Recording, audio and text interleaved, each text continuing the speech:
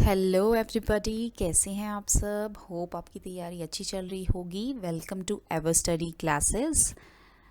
ये है concept building series for PGT commerce and आज का टॉपिक है going concern concept in accounting.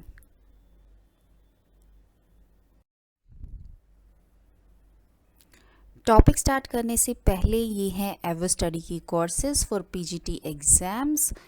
Full course है, कंप्लीट कोर्स है और क्वेश्चन बैंक्स भी हैं।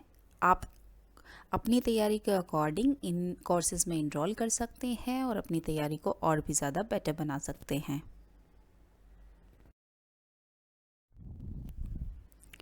सो going concern concept topic start करने से पहले एक बार ये देख लेते हैं कि जो हमारी फंडामेंटल अकाउंटिंग अजम्पशंस हैं, फंडामेंटल अकाउंटिंग अजम्पशंस जो हैं वो तीन हैं। ठीक है, आपको पता होगा कि as per accounting standard 1 fundamental accounting assumptions हैं वो 3 हैं। कौन कौन सी हैं? गोइंग कंसर्न कंसेप्ट है एक तो, या अजम्पशन है। गोइंग कंसर्न अजम्पशन हम भी कह सकते हैं। एक कंसिस्टेंसी है और थर्ड है एक्रूअल। ये बहुत बहुत इम्पॉर्टेंट है। इस पे क्वेश्चंस भी कई सारे पीजीटी एग्जाम्स में आ चुके हैं। ऐसे भी आ जाते हैं क्वेश्चन कि 4 ऑप्शंस आपको दे देंगे और ये पूछ लेंगे कि इन तीनों में से, इन 4 ऑप्शंस में से कौन सी अजम्पशन है जो फंडामेंटल अकाउंटिंग अजम्पशन नहीं है। ठीक है,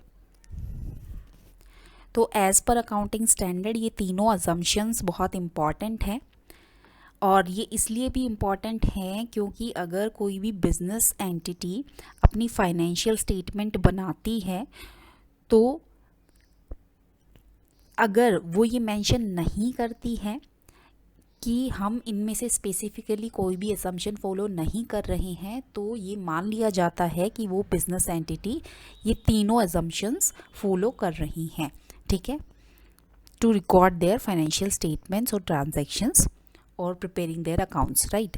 अगर कोई भी बिजनेस एंटिटी इन तीनों में से किसी भी असम्पशन को फॉलो नहीं करेंगी तो वो मेंशन करेंगी, स्पेसिफिकली डिस्क्लोज करेंगी कि हम इस स्पेसिफिक एजम्पशन को फॉलो नहीं कर रहे हैं। ठीक है, तो ये क्वेश्चन भी आपका बन जाता है एग्ज़ाम के लिए कि अगर कोई बिजनेस एंटिटी एजम्पशन फॉलो नहीं कर रही है तो वो किस तरीके से अपने फाइनेंशियल स्टेटमेंट्स में इस चीज़ को शो करेगी। ठीक है, सो स्टार्ट करते हैं गोइंग कंसर्न कॉन्सेप्ट। तो गोइंग कंसर्न कॉन्सेप्ट क्या कहता है? Going concern concept state that a business will continue its operations for the foreseeable future, कि जो बिजनेस है वो अपने ऑपरेशंस को कंटिन्यू करता रहेगा इन द फ्यूचर में।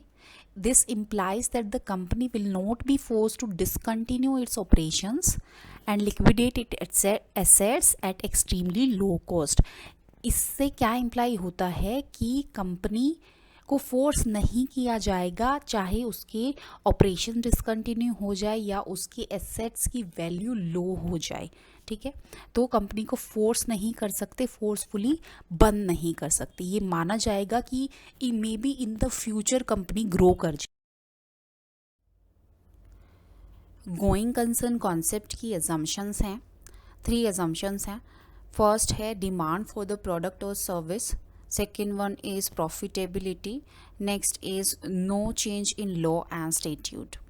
सो demand for the product of service में क्या अज्यूम किया जाता है कि there will be an interest in the goods और सर्विसेज द कंपनी ऑफर्स, कि जो कंपनी जो भी गुड्स और सर्विसेज ऑफर कर रही है उसका इंटरेस्ट बना रहेगा कंज्यूमर्स में। और ये कॉन्सेप्ट ये भी अज्यूम करता है कि company will continue to sell it product and build it consumer base all the while it grows. तो कंपनी जितना भी ग्रो करती रहेगी उस टाइम पीरियड में जो कंपनी है वो कंटिन्यू अपने प्रोडक्ट्स को सेल करती रहेगी और अपना कंज्यूमर बेस बनाती रहेगी। देन प्रॉफिटेबिलिटी है एक असम्पशन ये है प्रॉफिटेबिलिटी, जिसमें इन्वॉल्व होता है the profitability aspect of the business. Even if the business is currently making losses, there is an expectation that the business will be profitable in the long term and will grow every year. So इसमें क्या है कि अगर present में currently company losses में है तो ये एक्सपेक्टेशन होती है कि business in the long term या आने वाले सालों में वो प्रॉफिटेबिलिटी में होगा, प्रॉफिटेबल होगा. नेक्स्ट है no change in law and statute. Another assumption है कि is that the law that is administering the business, कि कोई भी लॉ जो बिजनेस के ऊपर लागू हुआ है and it's model remain unchanged, वो अनचेंज्ड रहेगा, उसमें कोई चेंज नहीं आएगा और बिजनेस उसी लॉ के अंडर ही अपनी ग्रोथ करता रहेगा और अपने गुड्स एंड सर्विसेज को सेल करता रहेगा. अच्छा, एक एग्जाम्पल जो है मैं आपको एक्सप्लेन कर देती हूँ. जैसे फॉर एग्जाम्पल हम देख लेते हैं कि XYZ कंपनी है, कोई कंपनी है XYZ लिमिटेड, ठीक है. वो एक स्पेशल केमिकल मैन्युफैक्चर कर रहे हैं एंड मार्केट में सेल कर रहे हैं. सडनली क्या होता है, जो गवर्नमेंट है, गवर्नमेंट बैन इम्पोज कर देती है उस स्पेशल केमिकल की मैन्युफैक्चरिंग में और गवर्नमेंट ये भी बोल देती है कि ना तो वो स्पेशल केमिकल जो है ना एक्सपोर्ट करना है ना इंपोर्ट करना है और कंट्री में भी उस स्पेशल केमिकल को बेचना नहीं है. ओके, सो अगर XYZ कंपनी सिर्फ यही वाला केमिकल बनाती है तो क्या होगा, तो company will no longer be a going concern. Company उसी मोमेंट से गोइंग कंसर्न नहीं रहेगी, ठीक है. और प्रॉफिटेबिलिटी का अगर मैं आपको एक एग्जांपल बताऊं, मान लो जैसे एक स्टेट ओन कंपनी है, ठीक है. सो वो टफ फाइनेंशियल सिचुएशन में है और अपनी डेट को भी पे करने के लिए स्ट्रगल कर रही है. तो जो गवर्नमेंट है, गवर्नमेंट ये कह देती है कि हम गारंटी लेते हैं कि इस कंपनी के क्रेडिटर्स को हम पे कर देंगे, ठीक है. तो despite it's poor financial position, despite the companies poor financial position, हम कहेंगे कि वो स्टेट ओन्ड कंपनी जो है वो गोइंग कंसर्न में है, ठीक है. I hope the going concern concept is clear to you, all the assumptions clear to you.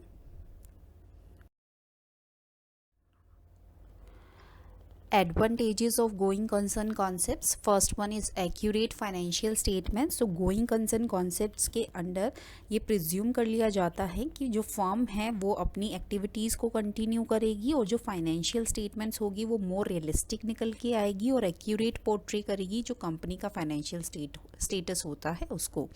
Next is consistency. Consistency ये इंश्योर करती है, यूनिफॉर्मिटी इंश्योर करती है financial reporting through out the time और स्टेक होल्डर्स जो होते हैं वो मीनिंगफुल कंपैरिजन ड्रॉ करने के लिए इनेबल हो जाते हैं between various accounting periods.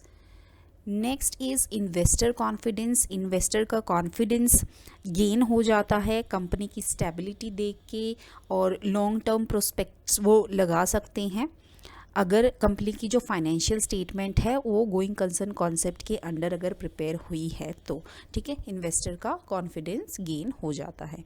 Next है क्रेडिट एश्योरेंस. सो क्रेडिटर्स जैसे बैंक्स, सप्लायर्स वो ज़्यादा एश्योर हो जाते हैं कि इन द फ्यूचर कंपनी अगर गोइंग कंसर्न है तो वो इन द फ्यूचर अपनी जो ऑब्लिगेशंस है उनको मीट करेगी, ठीक है.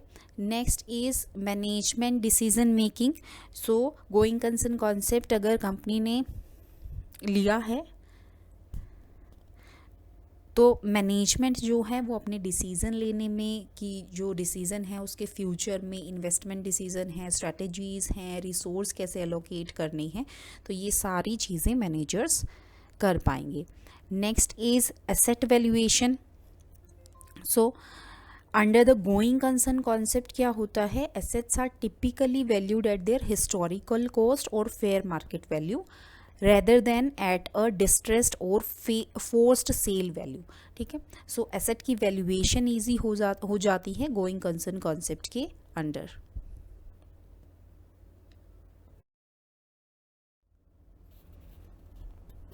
Disadvantages of going concern concept. First one is masking financial issues.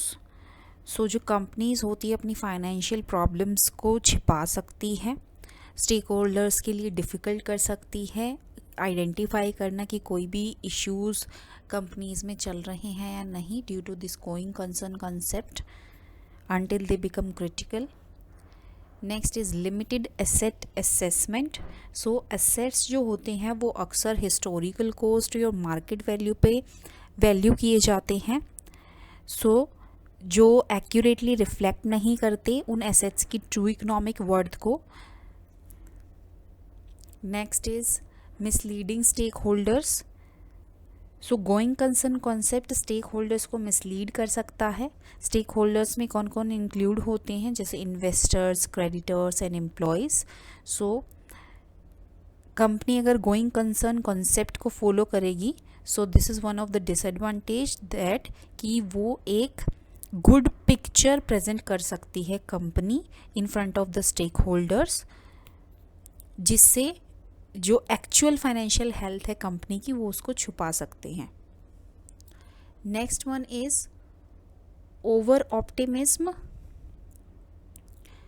इस कॉन्सेप्ट में अज्यूम किया जाता है, गोइंग कंसर्न कॉन्सेप्ट में अज्यूम किया जाता है कि बिजनेस कंटिन्यू चलेगा इन द फोर्सिएबल फ्यूचर, जिससे क्या होता है potentially it leads to the overly optimistic financial statements.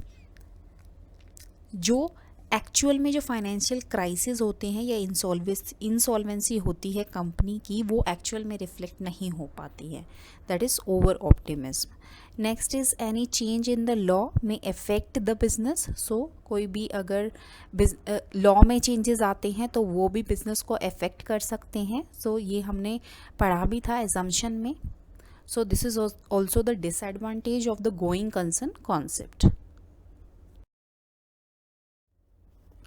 So this is the practice question for you, which is not the assumption of the going concern concept. So do let me know the answer in the comment section below. Thank you so much for today's session. Keep practicing. Thank you.